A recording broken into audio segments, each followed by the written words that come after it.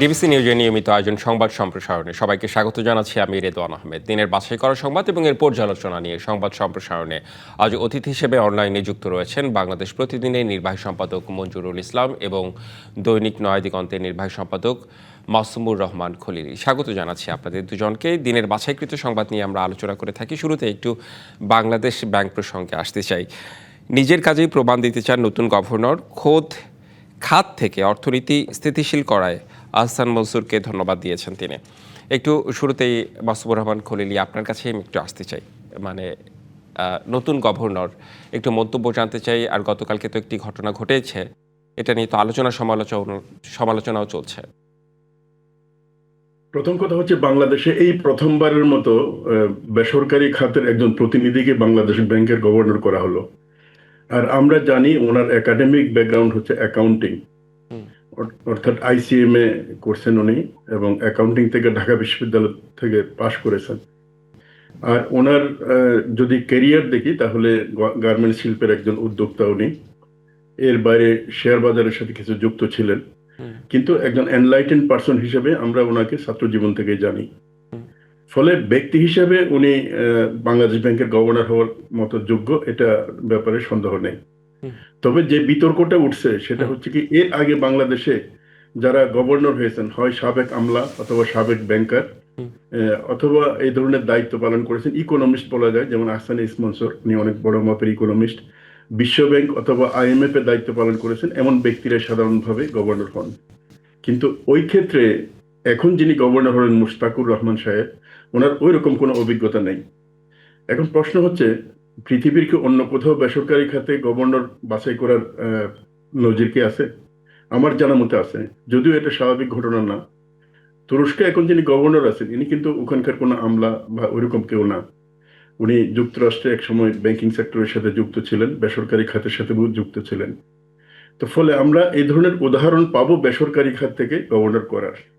দ্বিতীয় কথাটা হচ্ছে কি, সরকার কেন বেসরকারি খাত থেকে একজন ব্যক্তিকে, একজন উদ্যোক্তাকে গভর্নর করলেন? এই ক্ষেত্রে যে যুক্তিটা দেয়া হচ্ছে, সেই যুক্তি হচ্ছে বেসরকারি খাতের সমস্যাটা উনি খুব ভালোভাবে বুঝবেন, এবং যেহেতু বিনিয়োগ প্রবৃদ্ধি সবকিছু বেসরকারি খাতের উদ্যোগ থেকে আসে, ফলে তাদের সমস্যাটা বুঝে উনি নীতিগত সহায়তাটা দিতে পারবেন। দ্বিতীয় যে বিষয়টা আপনি শুরুতে উল্লেখ করলেন, আহসান মনসুর, যিনি তার পূর্ববর্তী গভর্নর ছিলেন, উনি যে সংস্কারের পথ দেখিয়ে দিয়ে গেছেন এবং উদ্যোগগুলো নিয়েছেন, এটাকে উনি ধারাবাহিকভাবে এগিয়ে নিয়ে যাবেন। আমরা জানি বাংলাদেশ ব্যাংক এটা কিন্তু অন্যান্য রাষ্ট্রীয় প্রতিষ্ঠানের মতো না। যেমন একজন মন্ত্রী, উনিও নীতি নির্ধারক, কিন্তু মন্ত্রী হলেন রাজনৈতিক ব্যক্তিত্ব। কিন্তু সেন্ট্রাল ব্যাংকের যিনি গভর্নর হন, ইনি কিন্তু রাষ্ট্রের একটা প্রতিষ্ঠানের কর্ণধার অথবা নীতি নির্ধারক। ফলে এই দুটোর মধ্যে একটু পার্থক্য থাকে। আমার বিশ্বাস, উনি যেভাবে একদম শুরুতে কাজ দিয়ে উনি ওনার পরিচয়টা দিবেন বলে উল্লেখ করেছেন, এটা একটা আমরা ভালো সিগন্যাল হিসেবে দেখতে পারি, এবং আমরা আশা করব উনি সফল হবেন। আমরা ওনার প্রথম দিনের কার্যক্রম সম্পর্কে যে একটা খবর পেয়েছি, অন্যান্য ডেপুটি গভর্নর যারা অভিজ্ঞতা সম্পন্ন আছেন, তারাও ওনার কার্যক্রমের ব্যাপারে আশাবাদী তথ্যই প্রকাশ করেছেন। জি, নিশ্চয়ই।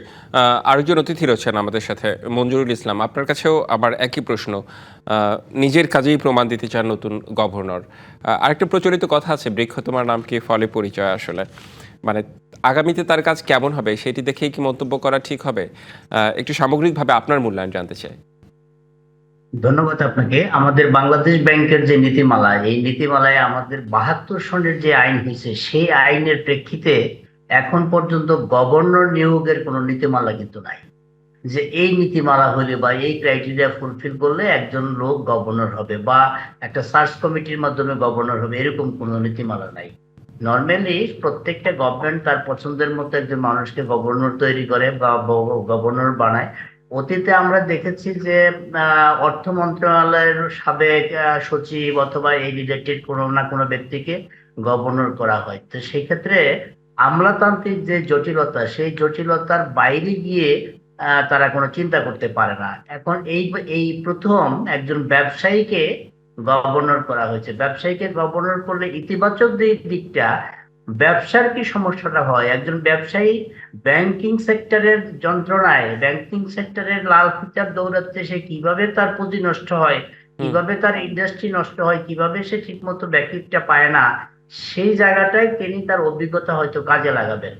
তবে বিষয়টা হলো যে হঠাৎ করে একটা ট্রেন থেকে আরেকটা ট্রেনে চলে আসছে, এই যে ট্র্যাক পরিবর্তন, এটাকে অনেকে হয়তো ভালোভাবে দেখছে না। আর আহসান এস মনসুর সাহেব যেহেতু একজন ইকোনমিক্স এবং তার সমসাময়িক যারা আছেন ইকোনমিক্স, তারা এই বিষয়টাকে খুব মানে মনে করতেছেন যে এটা বোধহয় ইকোনমিক্সদেরই হওয়া উচিত, অথবা এই ব্যাকগ্রাউন্ডেরই হওয়া উচিত, অন্য কেউ হইলে হয়তো ভালো করবে না, এরকম একটা মানসিকতা তৈরি হয়ে গেছে। এই যে মানসিকতার ব্রেক করা, এটাও কিন্তু একটা বড় বিষয়। আর আহসান এস মনসুর সাহেব ভালো মানুষ, উনি ভালো অর্থনীতিবিদ, অনেক গুরুত্বপূর্ণ জায়গায় ছিলেন, কিন্তু তার গত 18 মাসের ব্যাকগ্রাউন্ডের বাংলাদেশ ব্যাংকে যে কাজটা করেছেন, তিনি ব্যাংকিং সেক্টরের মানে সংস্কারের নামে ব্যবসায়ীদের বিভিন্ন ডিসিশন দিতে তিনি সময় ক্ষেপণ করেছেন। যেমন তিনি প্রথম ব্যবসায়ীদের লোন রিশেডিউল করার জন্য তিনি একটা কমিটি করলেন। সেই কমিটির কাছে তাদের প্রত্যেকে তার ব্যবসায়ী তারা অ্যাপ্লিকেশন করবে, সেই অ্যাপ্লিকেশন যাচাই বাছাই করবে, তারপরে ব্যবসায়ীদের ব্যাপারে সিদ্ধান্ত দেবে। এটা করতে করতে তার অনেক দিন পার হয়ে গেল। এরপরে যখন শেষ পর্যায়ে এসে একটা সার্কুলার দিল যে 2% ডাউন পেমেন্ট দিয়ে একজন ব্যবসায়ী তার যে লোনটা আছে লোনটা রিশিডিউল করতে পারে, ততদিনে কিন্তু একজন ব্যবসায়ী 12 মাস 13 মাস বা 14 মাস পার হয়ে গেছে, ব্যবসায়ী কিন্তু কোনো ব্যবসা করতে পারে নাই। এমনকি এই যে সার্কুলার যিনি যেটা করেছেন যে 2% ডাউন পেমেন্ট দিলে যে কোনো ব্যবসায়ী তার ঋণটা রিশিডিউল করতে পারবে, এই সার্কুলারটা অনেক ব্যাংক মানে নাই, অগ্রণী ব্যাংকও মানে নাই। যেই 5টা ব্যাংক একত্রিত করেছে এসআইবিএল সহ, সেই এসআইবিএল এই সিদ্ধান্ত মানে নাই এবং তারা বলছে যে আমরা এই সিদ্ধান্ত মানতে বাধ্য না। তো এখন বাংলাদেশ ব্যাংক হলো সেন্ট্রাল অথরিটির একটা সিদ্ধান্ত একটা তফসিলি ব্যাংক মানবে না, সেটা কোন সাহসে মানবে না, সেইটা তিনি মানানোর মতো সেই জায়গাটা করতে পারেন নাই। অর্থনীতি এবং ব্যাংকিং সেক্টরের সংস্কার হবে ঠিক আছে, কিন্তু তার পাশাপাশি ব্যবসায়ীদেরকে গতিশীল রাখতে হবে। গত 18 মাস বাংলাদেশের ব্যবসায়ীরা রীতিমতো স্থবির অবস্থায় ছিল, কেউ কোনো সহযোগিতা পায় নাই, বহু ব্যবসায়ীর নামে মামলা হয়েছে, বহু ব্যবসায়ীর ব্যাংক অ্যাকাউন্ট জব্দ হয়েছে, বহু ব্যবসায়ী তার লোন শিডিউল করতে পারে নাই, সেই জায়গায় বাংলাদেশ ব্যাংক যথাযথ ভূমিকাটা পালন করতে পারে নাই, অনেকগুলো ইন্ডাস্ট্রি বন্ধ হয়ে গেছে। এই যে এখন গভর্নমেন্ট পলিসি নিয়েছে যে যে সমস্ত ইন্ডাস্ট্রি গুলো বন্ধ হয়ে গেছে, এই ইন্ডাস্ট্রি গুলো তারা আবার নতুন করে চালু করবেন, যেটা নতুন গভর্নরও কিন্তু বলেছেন যে ইন্ডাস্ট্রি গুলা চালু করবেন, যে সমস্ত ইন্ডাস্ট্রি বন্ধ হয়ে গেছে। তাই বন্ধ হওয়ার প্রক্রিয়াটাই গেল কেন? একজন গভর্নর যদি তিনি চিন্তা করতেন যে অর্থনীতি স্টেবল করতে হবে, অর্থনীতি একটা অন্তর্বর্তীকালীন সরকার আসছে, এই অন্তর্বর্তীকালীন সরকারের আপনি দেখেন যদি রেমিটেন্স না আসে, অন্তর্বর্তীকালীন সরকার তার নিজের দৈনন্দিন খরচে কিন্তু মিট করতে পারতো না। কারণ সকল ব্যাংকের কোনো ব্যবসা নাই তো, কারণ ইন্ডাস্ট্রিতে ব্যাংক কখন ব্যবসা করে? ব্যাংক ম্যাক্সিমাম ব্যবসাটা করে হলো ব্যাংক শিল্প বিনিয়োগকারী যারা যারা শিল্প প্রতিষ্ঠান করবে বা ব্যবসায়ী তাদেরকে লোন দেয়, সেই লোনটা দিয়ে তাদের ব্যাংকের ব্যবসার একটা সাইড কিন্তু এটা। জি গত 18 মাসে কোনো ব্যবসায়ী কোনো লোন পায় না, ব্যাংকিং সেক্টরও তো স্থবির অবস্থা। আমরা আসলে পুরো মানে আপনি পুরো ব্যবসায়িক সেক্টরটাকেই হচ্ছে আপনি মূলত হচ্ছে প্রাধান্য দিয়ে কথা বলছেন। দেশের সামগ্রিক অর্থনীতির কথা যদি বলি, আসছে, সুতরাং ব্যবসার সমস্যাটা উনি বুঝতে পারবেন। জি নিশ্চয়ই। সমালোচনার বিষয়টা কেন আসছে আপনার কি মনে হয়? সমালোচনার বিষয়টা আসছে যে এই যে একজন গভর্নর গেলেন আরেকজন গভর্নর আসলেন, এই আসা যাওয়াটার মধ্যে একটা বিউটি থাকা উচিত ছিল, যে একজন গভর্নর নতুন যোগ দিলেন, আরেকজন গভর্নর আসলেন, একজন আরেকজনকে বিদায় দিবেন, মানে তাকে একটু রিসিভ করবেন, মানে এই যে একটা আসা যাওয়ার একটা সৌন্দর্য, এই সৌন্দর্যটা এই জায়গায় ঘাটতি হয়েছে। অথবা অর্থ মন্ত্রণালয় এই আহসান এস মনসুর সাহেবকে মন্ত্রণালয়ে একটু চা খেতে দাওয়াত দিতে পারতেন, ওইখানে তাকে বলতে পারতেন যে আমরা সিদ্ধান্ত নিয়েছি নতুন একজন গভর্নর দিব, এখন আপনার ব্যাপারে আপনি নিজে একটা সিদ্ধান্ত নেন। এরকম একটা সৌহার্দ্যপূর্ণ সম্পর্কের মধ্যে অথবা এরকম একটা সৌজন্যতার মধ্যে যদি আসা যাওয়াটা হতো, তবে এই সমালোচনাটা হতো না। তিনি যেভাবে গেলেন তিনি অপমানিত হয়ে গেলেন। অবশ্য বাংলাদেশ ব্যাংকের নানা পর্যায়ের মানুষের কাছ থেকে যে তথ্য পাওয়া যায় তাতে অনেকেই অভিযোগ করেন যে অপমানিত হওয়ার মতো বহু কাজ তিনি করেছেন, যেটা শেষ সময়ে তিনি সেই পেনাল্টিটা পেয়েছেন। এটা বাংলাদেশ ব্যাংকের অনেকে সেই কথাটা বলছে।